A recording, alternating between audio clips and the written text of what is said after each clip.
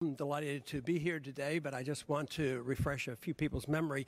I was first elected to Congress in 1976 in April in a special election, and the biggest bill on docket at that time was the revamping of the IMF. There was a major crisis going on from the breakdown of the Bretton Woods Agreement, and they had to rewrite the laws. They wanted to conform the laws with what they had been doing for 5 years, and that was a major piece of legislation. But it was only a consequence of what was predicted in 1945, because when 1945 established the Bretton Woods, it was predicted by the free market economists it wouldn't work, it would fail, and this whole idea that they could regulate exchange rates and deal with the balance of payments, it totally failed. And so they had to come up with something new. In 1971, 76 is that transition period. And those same economists at that time said this was an unworkable system too, and it would lead to a major crisis of too much debt, too much malinvestment. It would be worldwide. It would be worse than anything because it would be based on the fiat dollar globally, and that many of the problems that we have domestically would be worldwide. And that certainly has been confirmed with the crisis that we're in and has not been resolved yet. We're still floundering around, and we still have a long way to go.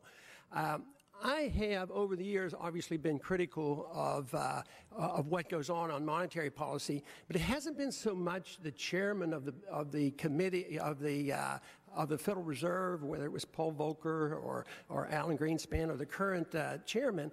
It's always been the system. I think they have a job that they can't do because it's an unmanageable job, and it's a it's a fallacy. It's a flawed system, and therefore we shouldn't expect good results. And and generally we are not getting results.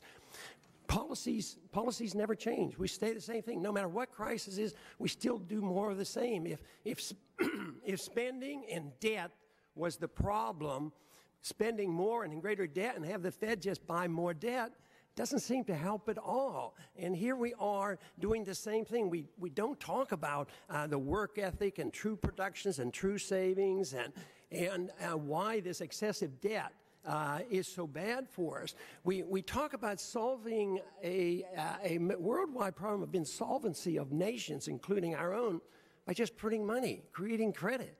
And now the Fed, in the last 4 years, tripled the monetary base, and it has $1 trillion more money sitting there. The banks are sitting with trillions of dollars. And just the creation of money doesn't restore the confidence that is necessary. And until we get to the bottom of this and restore the confidence, I don't think we're going to see economic growth. This whole idea that you have the job of managing money, and we can't even define the dollar. Nobody has a definition of the dollar. It's an impossible task. So I have hoped in the past to try to contribute to the discussion on monetary policy, the business cycle, and why it benefits the rich over the poor. And so far, my views have not prevailed. But I've appreciated the opportunity, and I appreciate this opportunity to have served on the Banking Committee.